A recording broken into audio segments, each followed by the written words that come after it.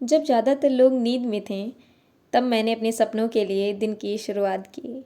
सुबह की ताज़ी हवा और शांत माहौल ने मुझे मेरे पूरे दिन के लिए एक अलग ही प्रेरणा दे दी।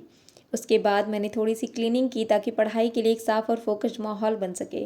उसके बाद 4:55 AM पर मैं स्टडी टेबल पर बैठ गई और यहाँ मैंने अपना स्टडी ट्रैकर चेक किया, जो विगत 2 महीनों से मैं फॉलो कर रही हूँ।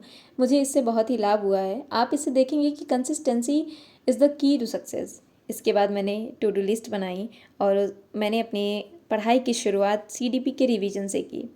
मैंने पूरे फोकस के साथ टॉपिक्स को रिवाइज़ किया, महत्वपूर्ण पॉइंट्स को दोहराएं, हाईलाइट किया और जो चीज़ें पहले से कमज़ोर लग रही थीं उस पर मैंने वर्क किया, उसे अच्छे से समझने की कोशिश की।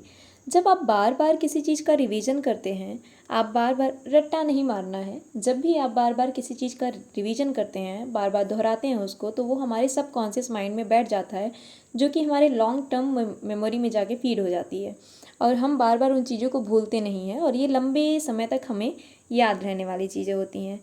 काफ़ी देर तक रिवीजन करने के बाद मैंने टाइम देखा और 6:45 के आसपास मैं नहाने चली गई, पूजा पाठ किया और फिर हेल्दी ब्रेकफास्ट करके अपनी स्टडी टेबल पर मैं वापस आ गई। इस बार मैंने अपनी बुक को रीड किया, जो कि GS सुधा है, नवीन शर्मा सर द्वारा लिखित है। ये पुस्तक काफ़ी अच्छी है। कंसेप्ट इससे आपके बेसिक्स तो क्लियर ही हो जाते हैं, बहुत अच्छे से इसमें सारी चीज़ें डिटेल में दी हुई हैं और इस तरीके से मैंने इसको कवर किया और फिर हमारे लेक्चर का टाइम हो गया। हालांकि ये लेक्चर UP टेट का है, CDP उसमें एक कोर सब्जेक्ट होता है।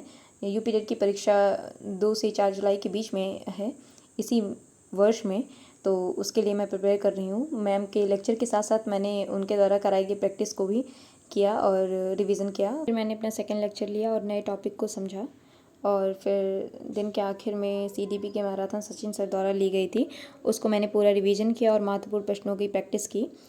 और इसी के साथ मेरा आज का पढ़ाई का दिन समाप्त हुआ।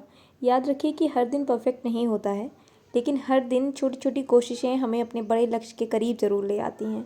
तो अगर आप भी अपने सपनों के लिए मेहनत कर रहे हैं तो इस सफ़र में जुड़े रहिए।